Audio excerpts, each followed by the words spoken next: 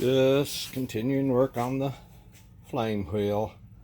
I put some Velcro on the top plate here for the battery to Velcro down with. Just a nice big bed of soft Velcro.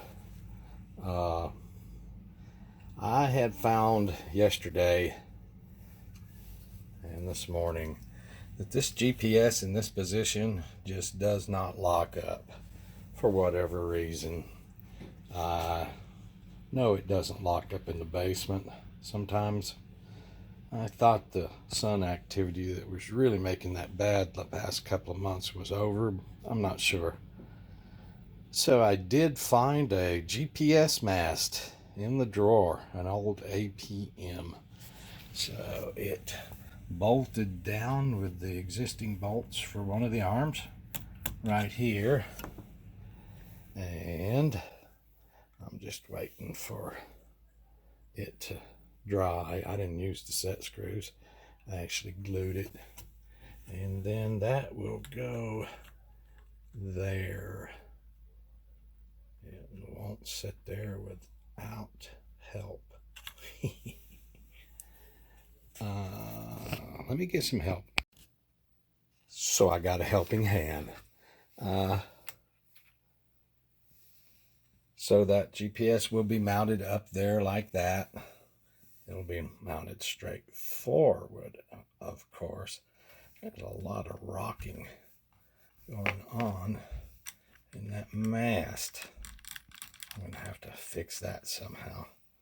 But that's what we're going to do for the first attempt to fix the GPS lockup problem, is put it up there like that on top. Then I can tie wrap the wires to the mast, kind of get them secured with not just blowing in the wind, and hopefully that'll get the GPS locking up. Not locking up in the basement, don't really care. I was outside for 10 or 20 minutes yesterday or longer, and it didn't lock up outside, so I just think that was bad positioning of the GPS. It's down next to the top plate, which part of this is metal underneath here. It's right behind the camera, which probably generates small amounts of RF, or at least generates a little noise. And then just the physically camera blocking anything. And then again, a big clunk of metal that is the camera right in front of the magnetometer. So that was just, I didn't know if I had a mast or not, so I just put it there, ordered some. They'll be here either tomorrow or Monday. But then, like I say, I found this one in the drawer. So that's the changes for today. What else is going on here? I kind of went through the Ardu copter setup, and I changed little things like return to home altitude, but basically I'm trying to leave those perimeters as default as I can and change them as little as possible, so it'll just be quick and easy to recreate them if I ever do. So there's not a lot of tuning going on software-wise, changes. The next step I need to do is start working with the flight controller controlling the platform, which means the GPS has to work. The GPS and compass is the center linchpin, especially the GPS is the linchpin of autonomous flight. So I've got to get that locking up, and then we can start off with set the return to home altitude to like 25 feet, not much at all. Take the platform up in manual mode, move it 50, 60 feet away in the front field, and flip the return to home switch. See if it returns to home or not, how it does it, how fast it does it. After we know that return to home is functioning well, then we can move on to autonomous missions of any kind. I don't really build photography drones. I'm not that much into photography as much as flying and the autonomous and robotic-like things that the flight controllers can do with flying to waypoints and stuff like that all autonomously. That's what I really enjoy. So my camera's not well positioned. I don't really know what I would do with that camera on this platform. I'm going to have to think about that one. Other than that, I think this is pretty much the way it's going to be. I'm not going to put the big tall landing gear back on it. As large a diameter as this thing is, and it weighs 5 pounds, a little over 5 pounds when it's loaded up with battery and everything. Being up on those little old flimsy landing gear, just going to let it turn over. Although I did like them. They were electric. They would retract and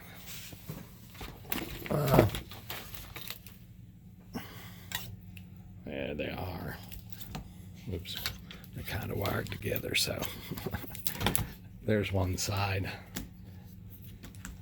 There you go. And you can imagine it being underneath it. And this is one side. And this is just small footprint that would be front to back for it to turn over. So I'm not going to put landing gear back on it. I might later, but right now I'm not. I just worry that it'd just be extra weight and cause me to break props and stuff when it lands and then falls over. I'll save these for something else fun. So guess the project now is get the GPS locking up so we can start utilizing it. And that's the completed GPS modification. It's pointing as straight forward as I can get it and as level as I can get it. And the cables are tie wrapped to the mast. It goes down in the platform. That's about all I know to do for it. And now we'll start seeing if it'll lock up. Somehow it don't look level. That's the way it always is with stuff I build. Others look at it and think it's fine. I go, that's not right level. So let me see if it'll lock up at all. Look at that. It's already locked up. It didn't take it 3 minutes. So that's how far it had to be moved for whatever reason. And I was suspicious of it from the start. And now you see over here, doing this screen and camera handheld this time. Sorry about that. Right now I've only got 4 satellites locked up. I'm in the basement. But if it locked up this quick in the basement, I bet if I take it outside, it'll be 12 or so. I'm going to do that. I took it outdoors. You can see the sat count's already up to 8, 9. I think it'll kind of pendulum around in this areas. And I'm in the grove of trees, so in an open field it would be even better. So we have enough. We have everything here. It looks copacetic at this point. Got a nice level platform out there. Got 11 sats now. Everything in here is happy. Could take some of these out of the heads-up display, but anyway, we now have a platform we can begin testing the flight controller on and do any fine-tuning that we need to do. I am going to set the you're gonna love this.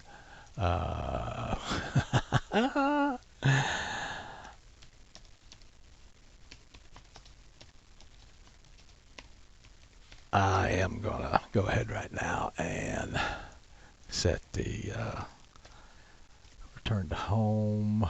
Oops. Return to home altitude to 25 feet or 762 centimeters. You guys that know that stuff well, because I get in here and it's like, okay, full perimeter list, RT, return to, they call it return to home or return to launch. Nope, not going to find it that way. Go down in the R's. I's, L's, O's, R. And it's RTL, I think. RNG. Don't have a rangefinder. RTLALT. Minimum.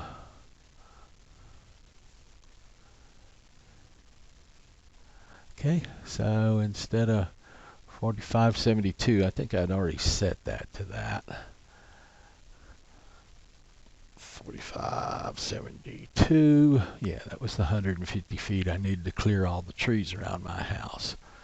So now I want to reset that to 762. So come right in here, 762, please. 762 centimeters, right parameters, successfully written.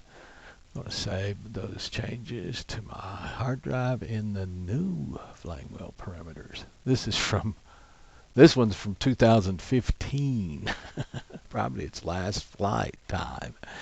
I've just named another one new and saving everything there. So there we are, we're ready to go.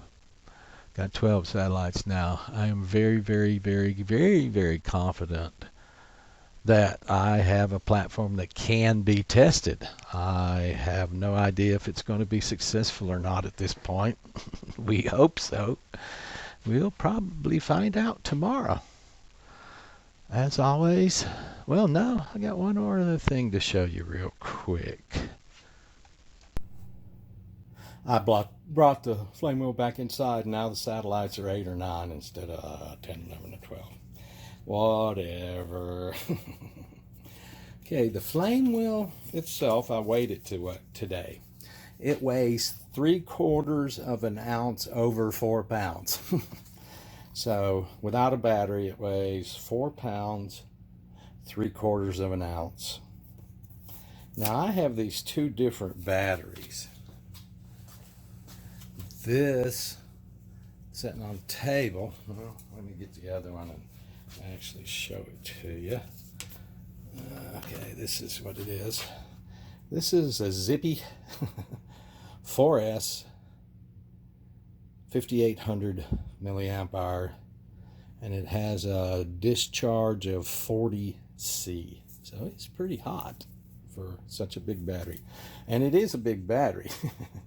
Because even at 5800 milliamp hours, this battery weighs 1 pound and 4 ounces, 570 grams. So that adds 1 pound to the 4 pounds and 3/4 ounces. So we're up to 5, and so that's 5 pounds, 4 3/4 ounces if I fly these batteries. So that's a 5800 milliamp hour. These are 6200 milliamp hour 4S, and they weigh 1 pound, 3 3/4 ounces. So they weigh, although they're 6200 milliamp hours, which is only 400 difference, and that's what they say. Who knows what they'll do? They're only it's 6200 instead of 58, which is 400 milliamp hours, and it weighs 1/4 of an ounce less. You'll see this is a 25C discharge battery instead of 40. So this one won't let you pull on it as hard as the bigger one does. And it's just 1/4 ounce difference. So I'm going to use these for cruising and stuff, and I'll use the big ones for any kind of performance things. There's not going to be a lot of difference in the milliamp hours, but the discharge rating of 25C versus 40C is pretty substantial. So, and these, I put the Velcro on all 4 of them today. The other side, the side that picks up lint and stuff, that hopefully is just in the storage instead of like the platform all over the place.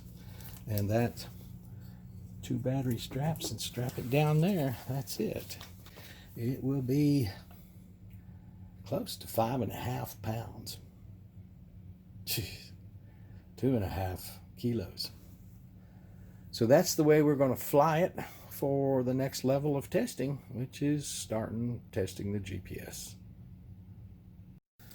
As always, thank you so much.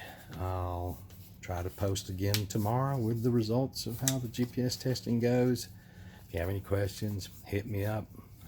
Happy to help all I can.